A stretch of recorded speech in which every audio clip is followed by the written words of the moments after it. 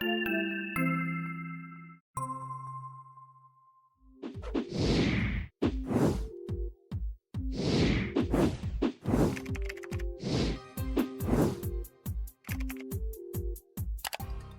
back, Richard. It's good to see you, and it's great to talk about school today. Right. We're gonna talk about schools.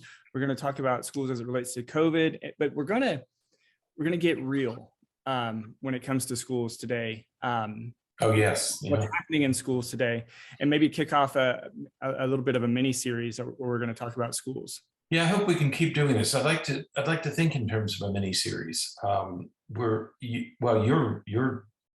knee deep in more than knee deep in schools. Right. I'm sort of tangentially involved, but there's a lot going on in schools that, unless you're involved in some way, you don't really realize what's happening in schools.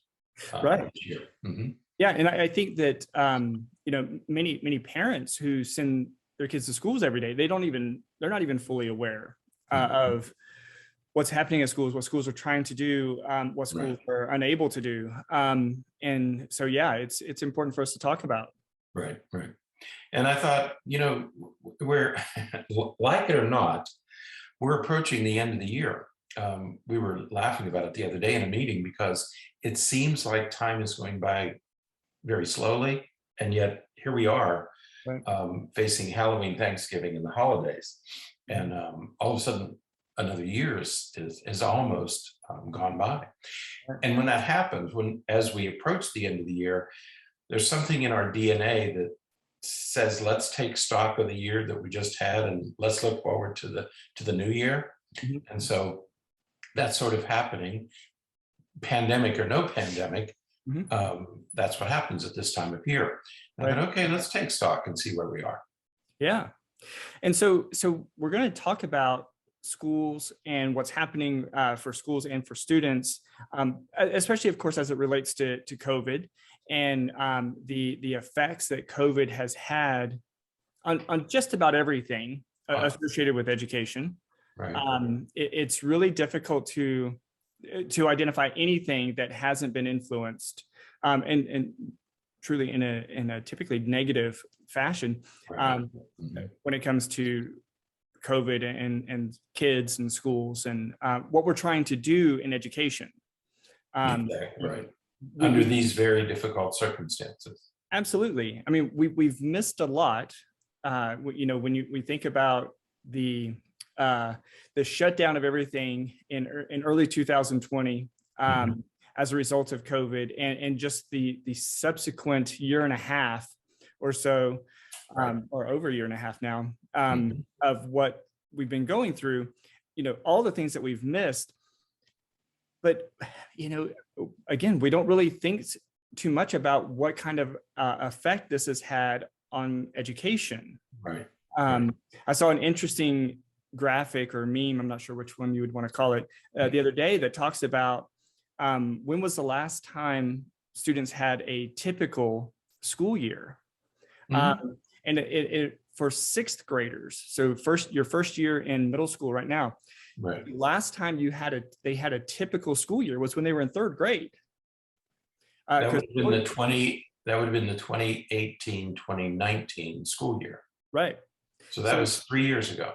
Right. So so if you were say that again, if you were a sixth grader, if you're a sixth grader right now, the last time you had a typical school year would have been in third grade. Yeah, somebody told me the other day that their child is now in 10th grade. And the last time he was in school, so he's starting high school as a 10th grader, because the last time he was in school, he was in 8th grade.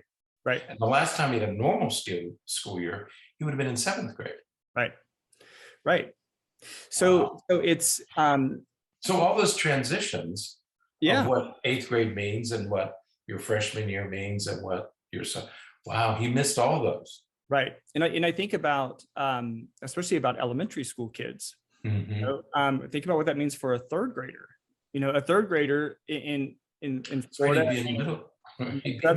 in most other states, a third grader this year hasn't had a typical school year since kindergarten.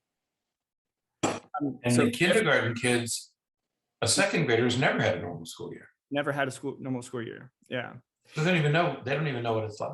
Right. And so here they are in third grade preparing for these, massive high stakes tests. That's right. End of year tests. And they haven't even experienced a typical school year since kindergarten. That's right. No clue about, oh my gosh. So it's important that we're talking about this because there has been a profound effect. And we really have to shift the way that we're thinking about a lot of things as it relates to what we're doing with children and schools. We said that maybe a month or so ago, we talked about schools in our country, they push down the curriculum. So what you're doing in what we did in first grade, they're not doing in kindergarten. The emphasis on AP and honors classes, GPAs, you had to have a 4.5 or a 4.7, and SAT scores, you had to take all these classes. So there was this push for improved achievement, including closing the achievement gap. That has all melted away under these circumstances. How did you put it? There's this major shift, this major change in our thinking about education. Right. Yeah, we have to shift our thinking about it because, whereas many things in society are fighting and scrambling to return to normal, right?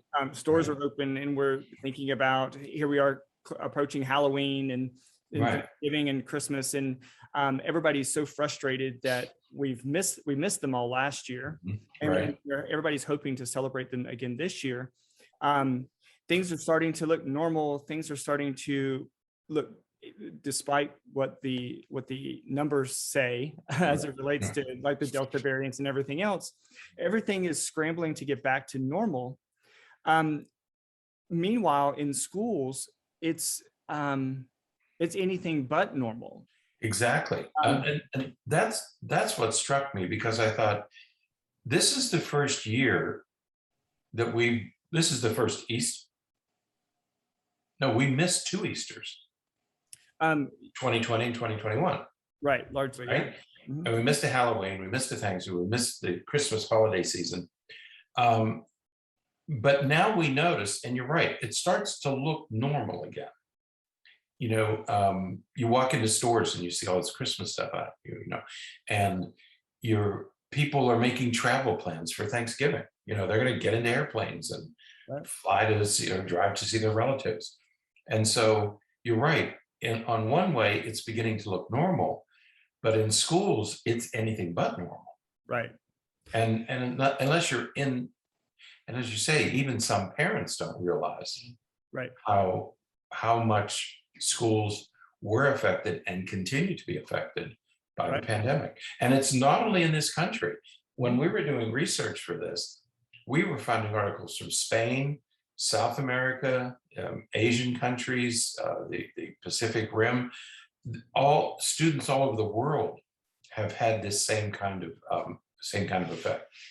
Yeah, no, absolutely. And part of that is, of course, a lot of the returning to normal type stuff is because of vaccinations, and that is allowing us to kind of get out and do more consistent with what we used to do.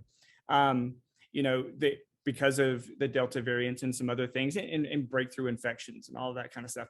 There is that sort of cautious relief that we're experiencing, because we want to be, there are times when you're about to go into the grocery store and you might. When you grab the handle. Okay, no, I should put it on, because, you see, again, seeing things that are returning to normal, but, we really have to be mindful that it's not back to normal yet. There are many things that we can do now, but there are still things that we should be careful about in general, That's right. So we have this sort of sense of relief, but yet right beside that is this sense of, we have a little bit of caution, and so we are it sort of feels like things are beginning to return to what we call normal. And yet there continues to be this dark COVID cloud hanging over everything. After all, we're still, vaccination made this possible, Right. because people got vaccinated, we were able to open things up, people are safe again. But we're still vaccinated. We're still doing booster shots. Okay. And there's all this discussion about which booster should I use and can I mix them? We're still wearing masks. When I go into store, I still don't always remember to have a mask with me. The most discouraging part of the day is to get out of your car to go to a store and you realize you don't have a mask. Okay, you've got a mask. So no matter how many times I hang it on the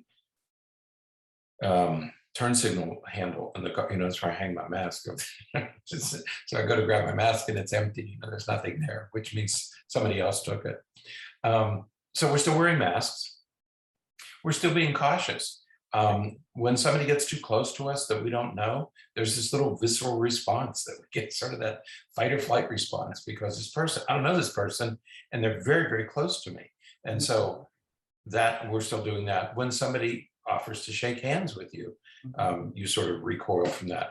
When I reach for a door, every time I reach for a door handle, the thought pops into my head that, a year ago, we were afraid to touch anything. We were bleaching everything and had hand wipes and everything. But also the other consequences, we feel these personal consequences, but then in the news, we hear about things like the supply chain. I went to a store the other day and the signs are appearing, you get one per customer for toilet paper and paper towels and things. We don't have enough workers. And then elected officials and social media continue to pit us against each other. There's almost a daily report in the news about the squabbles we're having about vaccines and mandates and masks. We're still fighting about that. And then there's anger over the mandates. There's stories in the news today about very rancorous school board meetings. I don't know whether that's happened here or not, but there are some locales where people are getting really nasty with each other in school board meetings because they're arguing about mandates and quarantines and vaccines. And they have become so disruptive that they've had to shut down school board meetings. And so there are these constant reminders that COVID, while on the one hand, it feels like it's going away, is still very much with us and hangs over us. Okay. Right. And one of the places where this is happening, and many people don't realize it, is in our schools. Right. Absolutely. And so, it's, as we were talking about earlier, this is now the third school year that has been influenced by COVID. And, while the 2019-2020 school year, it was basically the last quarter of the year. But the last quarter of the year sort of was a wash. It was like considered it's done. That was the worst, because the schools just, and they didn't have the online instructional capacity. Right. They tried. I mean, teachers worked like dogs during that last 9 weeks, but we just didn't have the infrastructure for it. Right. Yeah. And so then the 2020-2021 school year was, a good portion of students were completely virtual, all online. Others came face to face, but there were a lot of quarantines and people were in and out of school. And so the entire school year was so inconsistent. And Berney, I have a question about that. You were in the schools that year. Right. What was it like for teachers having some kids in class and some kids online? It was essentially two preparations, wasn't it? Right. Different schools tended to handle that differently. Some schools handled it where, that particular teacher did both. They did like hybrid classes where they were doing online and face-to-face all at the same time, sort of on webcams and stuff like that. Other schools had sort of dedicated teachers for different subjects or different grade levels. So whenever a student was quarantined, they just kind of slipped into that class and they were there while they were quarantined. And then when they came back to class, but there was lots of inconsistencies between what was happening in the physical classroom versus what was happening online. And students, especially as students got older, those in middle and high school, they became more and more savvy, tech savvy, as it relates to, well, if I'm quarantined and I'm supposed to be on these Zoom meetings, I can just, angle my camera in a way where they're not seen, so they can do other things. Because, I can sort of relate a little bit, because I couldn't imagine having to sit on Zoom, just sitting in front of your computer for 7.5 hours a day, from one class period to the next class period, all day with, you have a lunch break, but that's about it. And, that would be very difficult. and despite the best effort, and this is where to me, it's heartbreaking. It's so discouraging, because having been a teacher, I cannot imagine what it was like. I mean, I know what my teaching was like, but it was centuries ago. I can't imagine what teachers went through during those times, because that your students are not responding as they should, and yet you're going to be held accountable for their progress in some way, shape, or form. Right. We didn't have this. We didn't have nobody had the technology, but particularly older teachers. Right. For older teachers, and we're going to talk about one woman. She had been a teacher for 38 years. She had to learn all this technology. She had to learn it, and she had to learn how to use it effectively. Right. Can't even begin to imagine in the meantime, the days are going by. So while teachers worked themselves to a frenzy, the return was negligible, and everybody involved in education knows that not much progress was made at the end of 2020 school year and throughout the whole following school year, 2020 and 2021.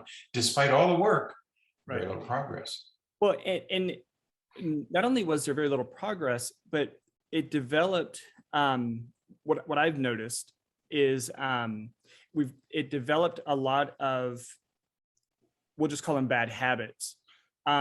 Students now, again, especially middle and high school students, are very different now than they were in the past. You mean because of the pandemic? It appears as so, because what I mean is that their intentions, their work is much less intentional. They're not as involved. They're not as engaged. They're not as they don't. And I hate to use the word care, but it's because it applies intention. But they're just not as engaged as they used to be. And many students are perfectly fine with just not doing much work at all. And they just don't, have students who had really high academics a few years ago. Now their grades are relatively poor. They go from A's and B's to B's, C's, and D's. Right. And as you said, now the teachers are left to, okay, so how do we accommodate that? How are we trying to help students with that? So now we have recovery packets, and we have all of these things that we have in place to try to help students improve their grades. But again, they're not engaged. They're not willing to. They don't seem to be willing to really put in that effort, that extra oomph that's needed to overcome some of these struggles. And it does seem to have started, you could see it in a lot of students at the beginning of last school year, 2020, 2021, after the that last quarter that we lost.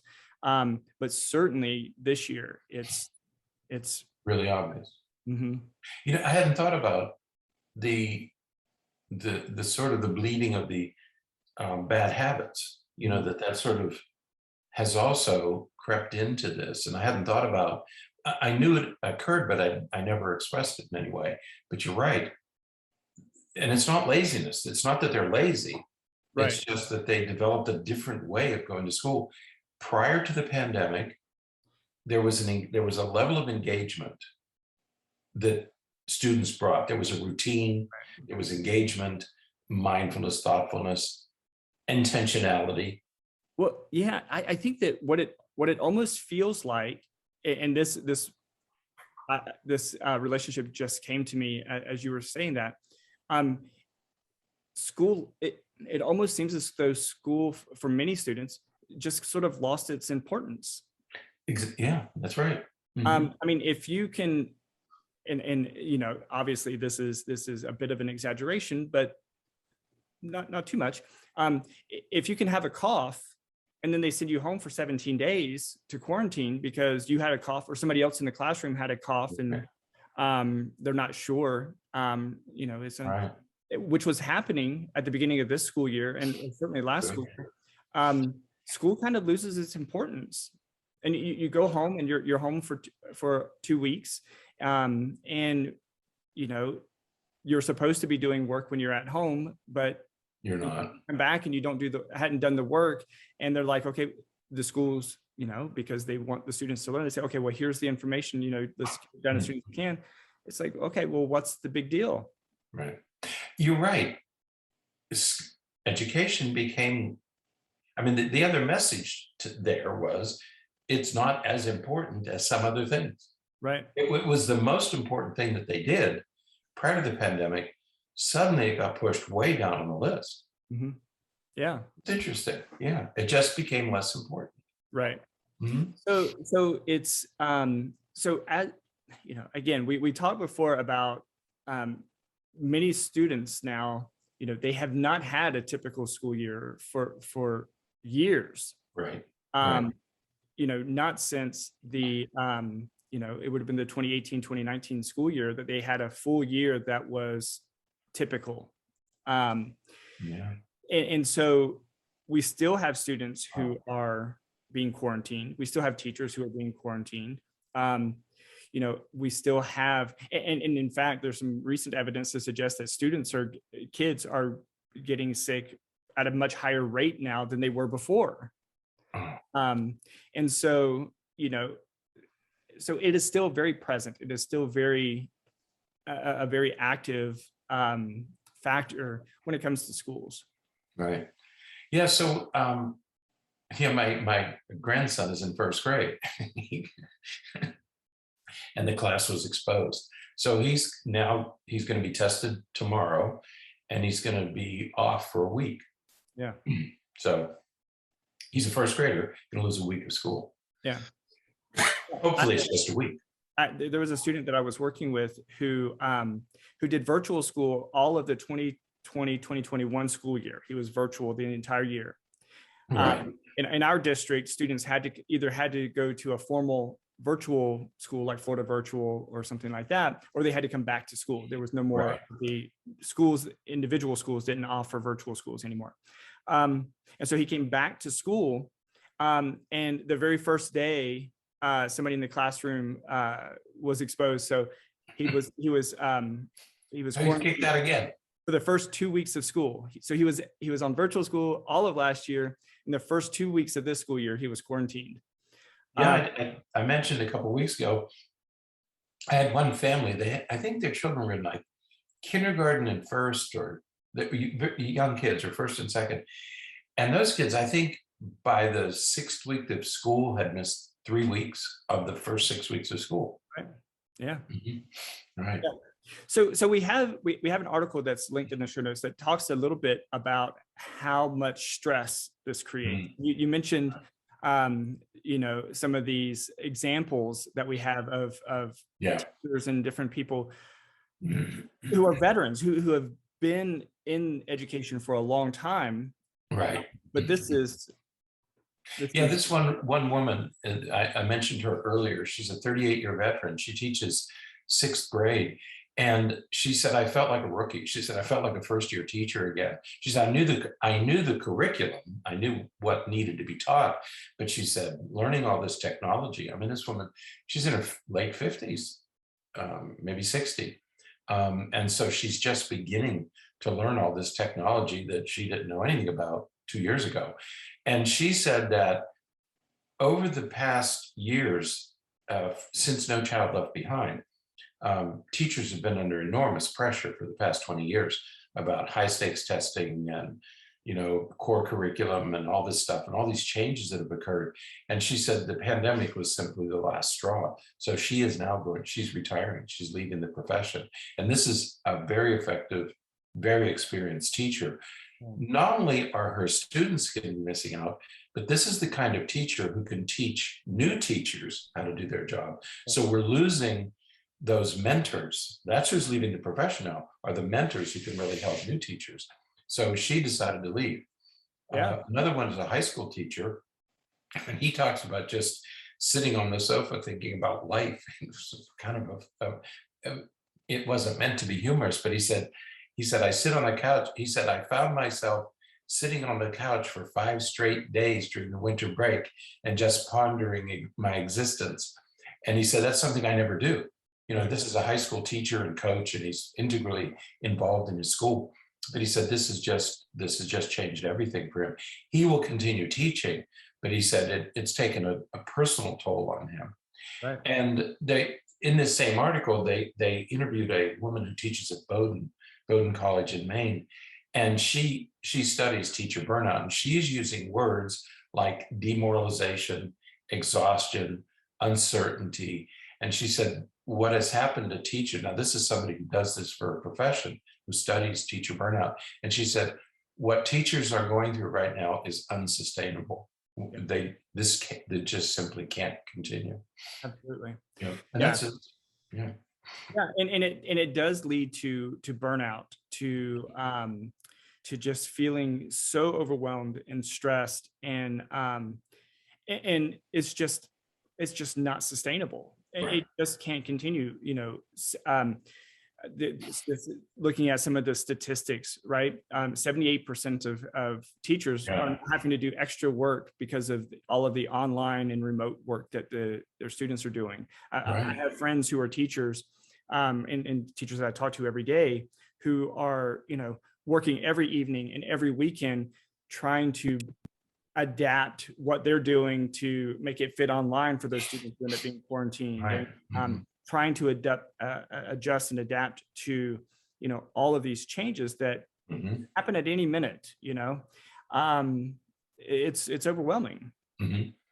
Yeah, and the 52% of teachers, a little more than half of the teachers, said that they're spending much more time communicating with parents because of all the confusion. My son, when I talked to my son the other day, the day that my grandson was notified, he said the teacher called him, and he said he had all these questions that he wanted to talk to her about.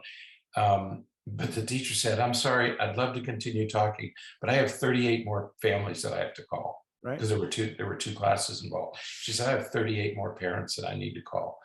That all falls on the teacher. Absolutely. And she has to make all these calls to get everybody ready.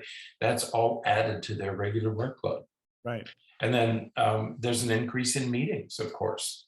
Not only, student teacher meetings, parent conferences, administrative meetings. That's happened to you, hasn't it? Oh yeah. More time in meetings. More and more meetings, always. Right.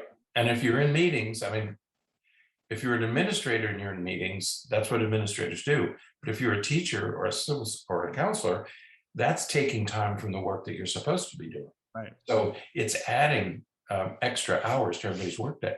Right. Just as all of this is increasing stress on teachers, right, you have to recognize that it's increasing the stress on kids. Right. And to the point that some pediatricians are saying that this mental health crisis is a national emergency.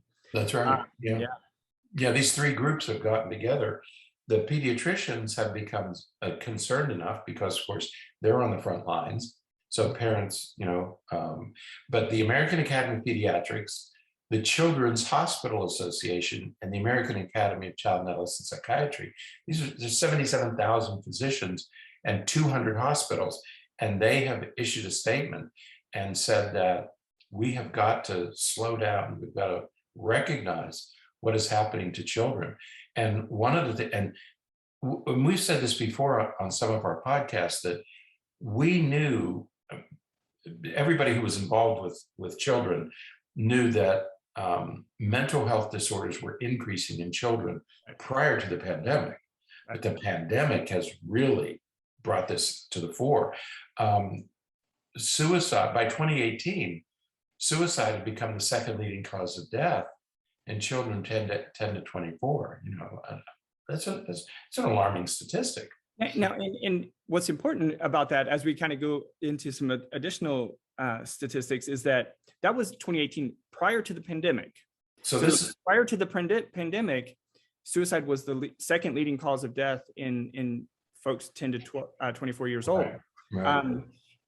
Since then, there's reports that suggest there's a 51% increase in suicide attempts in teenage girls between the ages of 12 and 17 compared to 2019. So in 2020 and the first part of 2021, there has been a 51% increase in suicide attempts as compared to 2019. So looking at that, that is it would be very difficult not to make a very direct connection with COVID with that statistic. That's what these organizations, this organization is saying. The pandemic created this spike in suicides and especially increase. And it seems like teenage girls have been the most affected. Teenage girls and children of color have been differentially affected. All girls, regardless of color, but teenage girls and children of color seem to have been differentially affected by these increases. Right. Yeah, there's been significantly higher numbers of emergency department visits for mental health reasons. About a quarter, 25%, 25% more in kids 5 to 11 years old, and 31% more in 12 to 17-year-olds. So teenagers, right? Again, it's really difficult to ignore this connection between stress induced by COVID and some of these mental health issues. That's right. And children, and everybody knows, because we've heard it in the news, that families of color, children of color, people of color were more affected by the pandemic, partly because of poverty and partly because of the jobs that they had, and partly because they didn't have the same kind of health care. They couldn't get access to testing and vaccines and things. So because people of color were more affected by the pandemic, the children in those groups are being affected more by the pandemic. And there was a study reported about 2 months ago that said that 140,000 children of color have lost a parent or a grandparent caregiver. 140,000 children. So not only are those 140,000 dealing with all the other stressors, but now they're doing it without a primary caretaker. Absolutely. So it's important that we, I guess one of the main things that we wanted to get out with this podcast is, we need to acknowledge that that it's not over. That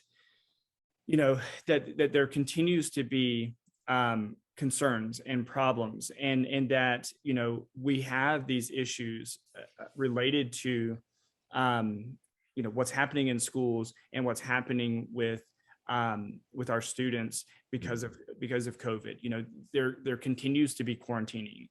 I was talking to a parent not long ago, and she was under the impression that things were getting better because she wasn't getting as many calls from her schools, her kids' schools, about quarantine, about of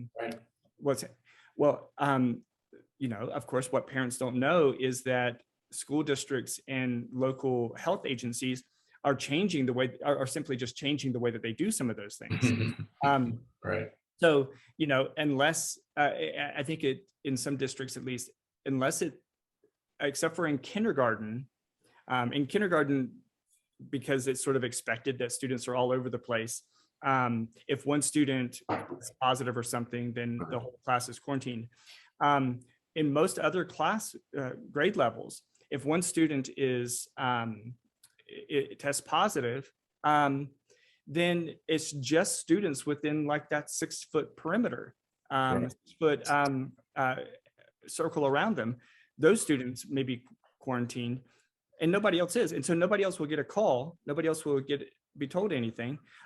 If a teacher tests positive, but the teacher can demonstrate that that they've practiced, they wore a mask the entire time, that they they weren't too close to students. They only students maybe in the front row are going to be quarantined. Right. The students can still come to school. So it has the appearance that things are better. It's very much a whitewash. We're just kind of painting over it, making it look good. You know what it makes me think of is when they said we have to reduce the number of kids who are sent to the office, and that was a metric for success. Well, so the administrator just said stop sending them to the office. So it wasn't that the behaviors. What declined was the number of kids sent to the office. Right. No, the behaviors. Nothing else changed. It was just they stopped sending them to the office. Right. Yeah. But the problem didn't go away. And that's the same with this. The problem did not go away. The problems are all still here. Right. But with vaccines, it's greatly diminished. Right. Without the vaccine, we'd be where we were in 2020, in the summer or the spring of 2020. Right. So we have very much likely related to COVID. Right. We have an increase in mental health concerns among right. We have an increase in mental health concerns among teachers. Right. Teachers are stressed and overwhelmed. But we also have them among parents. If a student is quarantined, what does a working household do? When mom and dad are both working, or if it's a single parent and that mom or dad is working, what happens? How can a parent take 17 days off of work, 2 weeks off of work, because their second grader has COVID? Right. They can send them to a daycare or anything. So we have this increase, this ongoing concerns of mental health among all groups. That's right. You and I have talked about that when you look at students' mental health, if you just look at students, you have the stress on all students, but then you have this 20% of students who do have a pre-existing mental health condition. They have gotten, their condition has really worsened. Their symptoms have increased. They were there before, but now they've really increased since then. And we have the whole issue of Baker Act admissions and kids being suspended from school because they're having meltdowns. Those are all increasing because all of these things have gotten worse for students. When it comes to teachers, I spoke to a woman, she's a researcher who researches PTSD. She's doing a study right now, and it includes healthcare workers, veterans, and teachers. And she said the most serious PTSD exists in the teachers, right. Not healthcare workers, not veterans, teachers. She said that's where they're seeing the most serious signs of PTSD. And when it comes to parents, you think, okay, it's over. Well, using my own family as an example, when my grandson stays home, his dad has to stay home with him. And both parents work, but his wife works she has to go to work every day. My son has his own business, but he can't go to job sites, right, because he has to stay home with his son, right, who's quarantined, and his daughter, because the daughter had to be quarantined. She can't go to daycare for a week, right, because she was may have been exposed. And so parents who have to go to work every day still are very affected by the pandemic. I mean, right, they're taking a financial hit because of it. Okay, so number one is to acknowledge the mental health concerns. Number two, we have to recognize, as we said earlier, we recognize that learning is very different now, and that, well, if we're just being completely open and honest, right? Less learning is happening now than was happening before. And I think we should all accept that. Let's just all relax and say, okay, under these circumstances, under these very unusual circumstances, less learning is good. Kids are not mastering. Right. And I still like your comment about bad habits. Kids are not mastering the basic skills, but they're also developing bad habits. Right. in the process, right? Yeah, And so we have to admit that. we have to admit that, and then we have to then, adjust and adapt so that we can manage our expectations of students, both behaviorally and academically. There are some schools that are, they are working so hard to rein in and control and contain so many behaviors. Right. The number of referrals, office referrals, you mentioned those earlier, that they've made to the, for students is astounding. So many referrals, because they're trying really hard, because it is the primary tool that schools has is discipline, punishment. They're working as hard as they can to contain some of these behaviors through the use of disciplinary approaches. But so many of those disciplinary issues are mental health related. And so we have to manage our expectations and adjust them to fit the circumstance that we have before us. Right. That's right. And I think acknowledging, admitting, and managing, and especially managing our expectations, we are not going to make the kind of educational progress now that we made 2 or 3 years ago. It's just not going to happen. And everybody needs to accept that. And we discovered that, in fact, that's beginning to happen. And I think probably one of the best examples is in, I think it's in Richmond, Virginia, where, and it was a little heartwarming to read this. It was a therapist's son who had a meltdown, and her son had the meltdown in class, and she said, "Here I am seeing patients, and my own son is having a meltdown at school." But the therapist's mother has been a teacher for 30 years, and she's had it too. So here's this teacher whose son is having a meltdown, whose mother is a teacher, and she's completely burnt out. And so they used her as an example of what's happening in Richmond. So the Richmond public school system is giving its teachers a 5-day holiday the first week of November. And they're not the only district doing that. But their issue is they got November 2nd off because it's an election day. Right. So what they did is they said, okay, well, let's give them the November 1st off. For mental health. November 2nd is election day off. November 3rd, mental health day off. November 4th is a Buddhist holiday called Diwali. It's a festival of lights. So they're giving them that holiday off. And then the 5th is parent-teacher conference. So they're going to be working, but they're going to be meeting with parents.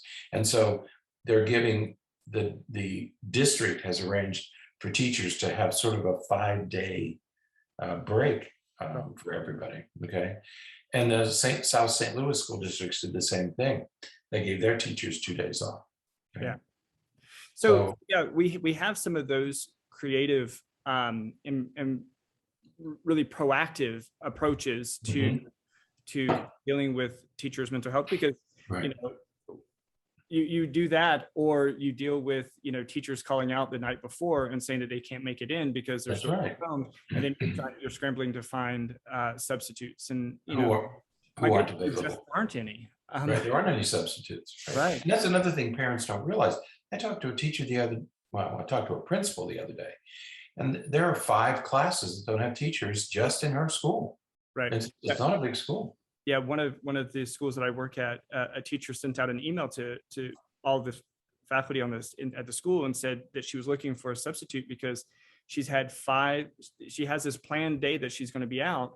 She has had 5 substitutes scheduled, but then have to back out for different reasons. And so there just aren't substitutes to cover everything.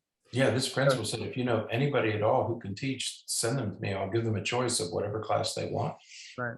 Yeah, that's how desperate it is. Right. So it's sort of our take that so much of this, if not all of this, is about mental health. It's about mental health. It's about how we're dealing with stress and how we're dealing with the frustrations and the feeling of being overwhelmed and helpless. Richard, I think that sense of helplessness that what do I do? I don't recall ever being asked that by teachers as often as I've been asked that this year. What do I do? I don't know what to do to help in this situation. I don't know what to do about this scenario. I don't know what to do about what's happening in my classrooms. And these are teachers, as we've given with examples, who've been around and been doing this for a long time. Been at it for a long time. And they're just exhausted. Right.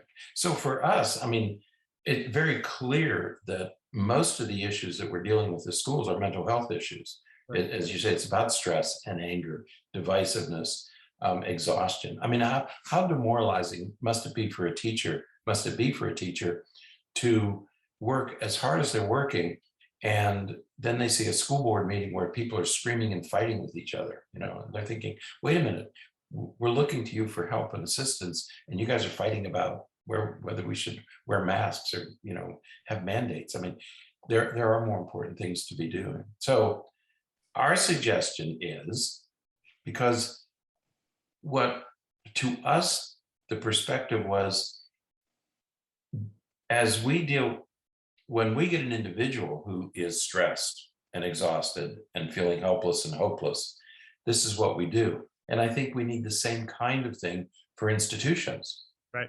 For groups of people. Right. So just as we mentioned a moment ago with those school districts that are sort of being proactive and preventative by giving some days off, I think that we need to find other ways to prevent problems from occurring and to give teachers and students the opportunity to sort of decompress and better manage the stress before we get to the point where we get to burnout. And that's one of the first things we tell people, is to prevent that from, if you can't handle something, then don't do it. Prevent problems from occurring. Right. And then you have to learn how to manage your stress. But I really like that all of these school districts are giving teachers days off. That's prevention. Let's give them a break before things break down, and so that's prevention. And then of course, stress management. Right. How are we doing that? Manage your expectations. Yeah. And we have to reduce expectations. And I think that's a really important one, because, again, between teachers and administrators and just the school districts in general, there's sort of the expectation that things are what they used to be. And because they're not, we're getting into a lot of that frustration, feeling overwhelmed, because the students aren't behaving academically or behaviorally, emotionally, right, the way that they used to. That's right. So we have to adapt. We have to adjust and better manage our expectations. Right. Not that we want them to perform less, or that we want anything less from them, but we have to appreciate where they're coming from, where the students are coming from, so that we can better, meet their needs, so that they can meet our expectations. Right. We're still going to have standards. The standards are there, no matter what else is going on. What we have to do is manage our expectations, because we're not going to meet we can't meet the same standards today that we met in 2018, because we have a completely different set of circumstances now. Okay. That's what we're talking when we talk about manage your expectations. Okay. And the other thing is, the last thing is return to healthy practices. What's the first thing we tell patients who are struggling?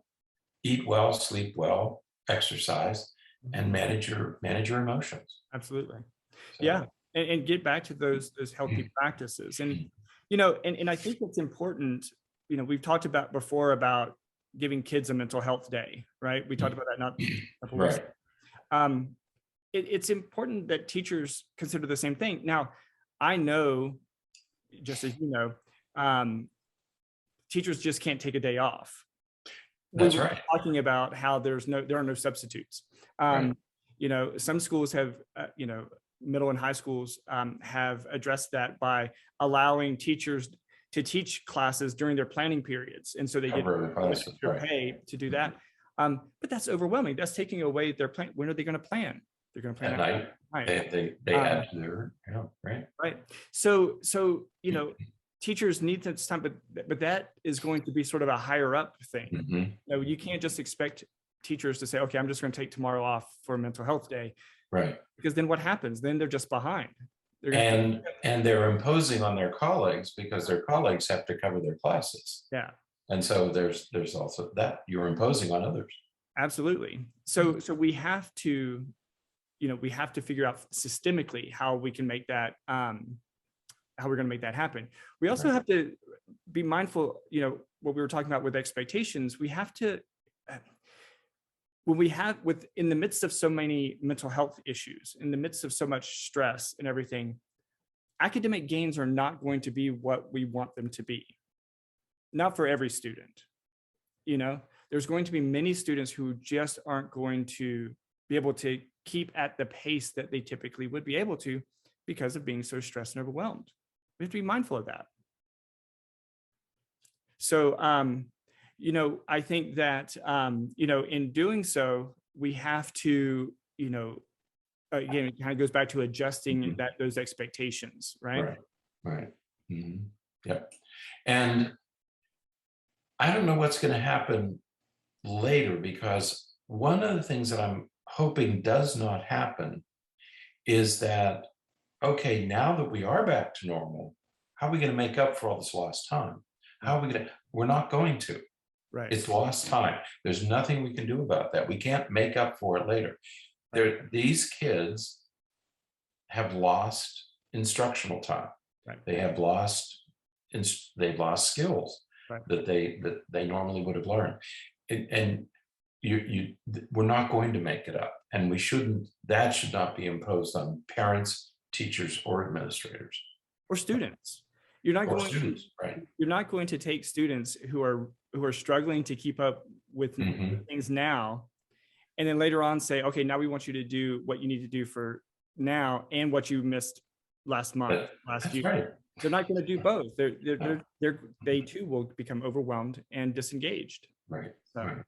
And so that's part of, let's manage our expectations. We've lost some things here, but we have lost this worldwide. I emphasize again, there are studies from other countries who are facing exactly the same thing that we're facing. Right. So this is not just a US problem. This has occurred all over the world. Right. So we're not saying give up. We're not saying lose hope. We're not saying those kinds of things, but we're saying let's be aware, cognizant of our expectations. Let's be honest with ourselves and with others as to this current state of things and where we are and how we got here. And then let's set clear and appropriate expectations so that they can be achievable, and that we kind of prevent exacerbating the problems that are already present. Right. Exactly. Yep. And don't blame anybody. This is the pandemic's fault. Nobody caused this, but let's not look for the guilty. Let's not search for the guilty. Absolutely. So, all right. Well, that's it for today. Until next time, stay happy, stay healthy, and forget to be afraid.